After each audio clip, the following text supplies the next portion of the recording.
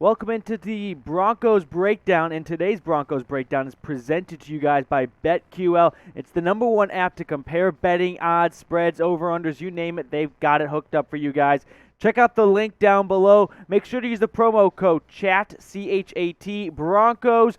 All the information you need is in the comments and the description of this video. Start making some money because it's already week 3, so never too late to hit a big, 16-leg parlay. Someone almost did it last week. Damn guy had to pick the Lions, though. What a shame. Check out BetQL. Once again, the description and the comments has all the information you need. So, Broncos fans, here's the deal. I was talking to the Raiders host here, Mitchell Renz. Good guy, picked a bad team, though. And he was talking, frankly, major shit about the Broncos, not calling them legit. So do me a favor, go ahead and subscribe right now to the Broncos Breakdown. Let's do our best to catch up to the Raiders report with Mitchell Renz.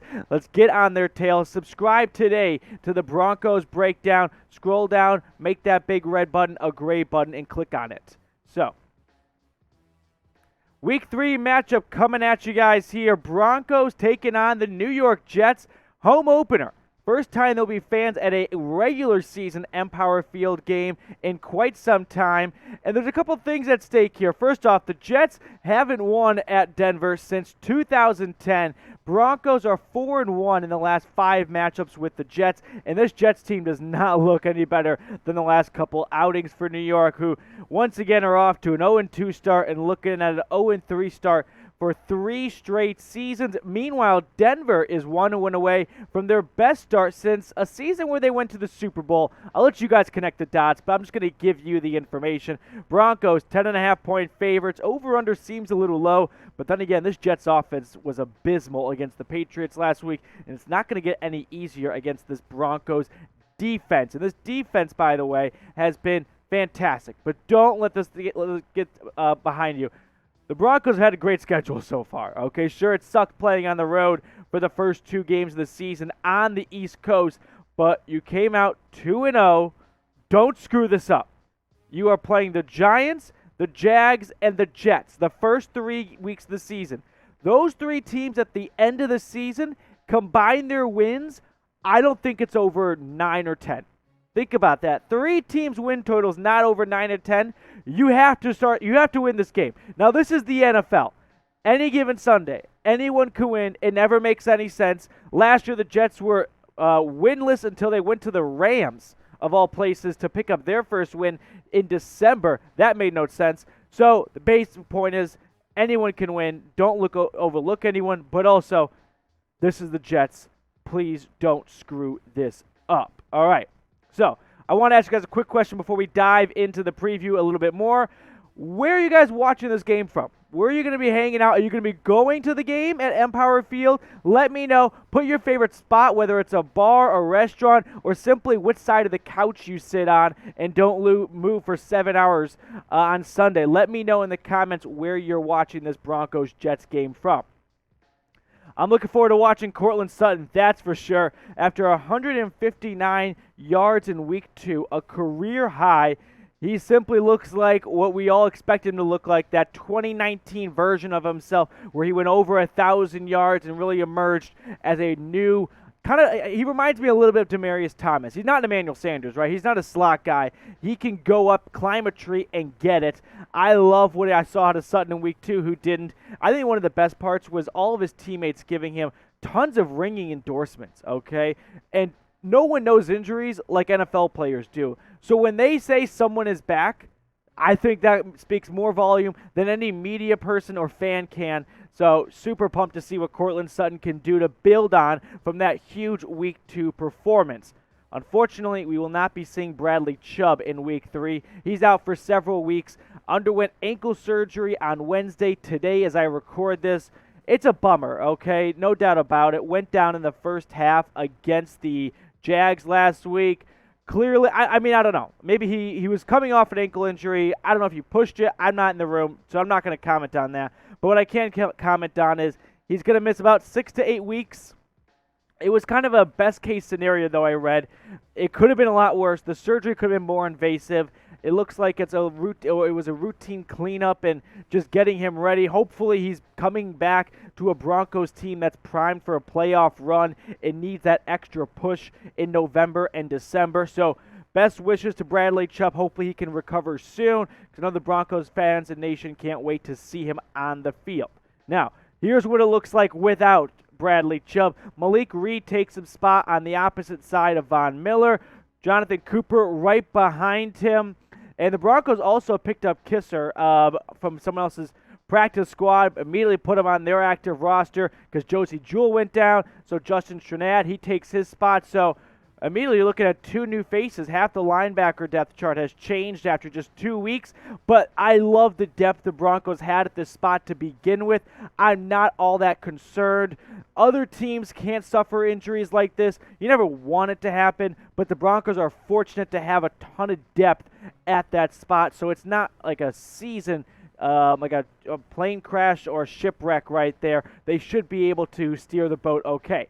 Now, here's what the Broncos defense needs to get ready for. Here are the New York Jets weapons they're going to be throwing at you guys. Zach Wilson, of course, the second overall pick. Michael Carter, I've got his name there over Ty Johnson. Those two are kind of in a committee role, but Carter got more carries in week 2. Special back out of UNC. I bet he's going to dap up Javonte Williams before kickoff, former Tar Heel teammates. Corey Davis comes over from the Titans this offseason. I think he's a pretty good wideout that was just not in the right spot in Tennessee. And Elijah Moore, I've got his name at the end. He's a player I think could do great things this season coming out of Ole Miss. When A.J. Brown says that's my NFL Rookie of the Year pick, now sure, probably a little biased because they were teammates at Ole Miss, but regardless, I think it's worth monitoring. And he went off for 47 yards actually in week 2 after a bad week 1. So just some names to keep an eye on there. Then Braxton Berrios, of all people, leads this team. Don't know what the status of Jamison Crowder is yet. Missed the first 2 weeks of the season, kind of TBD. So my question for you, biggest concern about this Jets team? Let me know in the comments. I didn't even include anyone on the defensive side. Aside from Quinnen Williams, that's not a defense, even though they got Robert Saleh, who is a great defensive mind. I'm all that concerned with. Let me know in the comments who you are concerned with the most on this Jets roster.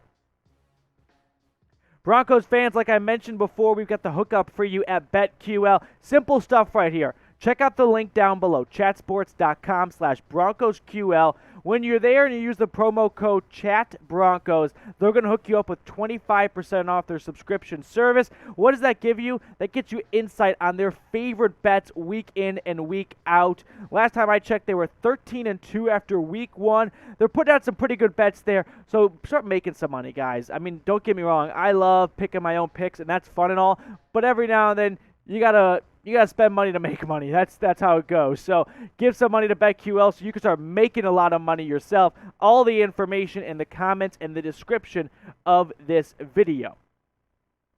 Predict the score for me, though. Broncos, Jets. Let me know who you got. I'm hammering the Broncos. They are like 10.5, 11-point favorites. It's been moving around a little bit.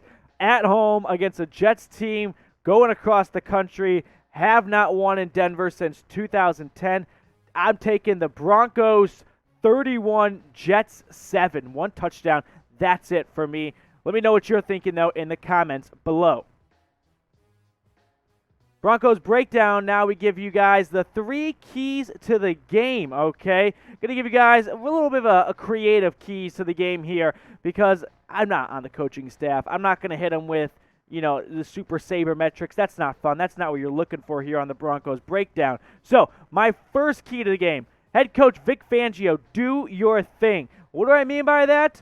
I don't know. I just saw Bill Belichick pick off the second overall pick in the draft 4 times in week 2, and Vic Fangio is one of the best defensive-minded guys across the NFL. I think he can handle Zach Wilson. Now, I went back and watched all of Wilson's 4 interceptions against the Patriots.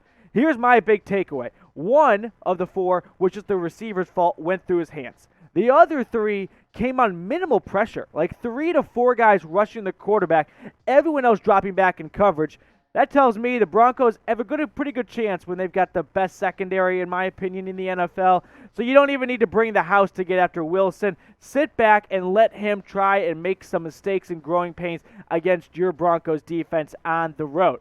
Next key to the game, all gas, no brakes for Teddy. Keep it pouring. This game manager crap is out the window. He has proven everyone wrong. Honestly, to some degree, he has probably proven himself wrong. He has exceeded so many expectations.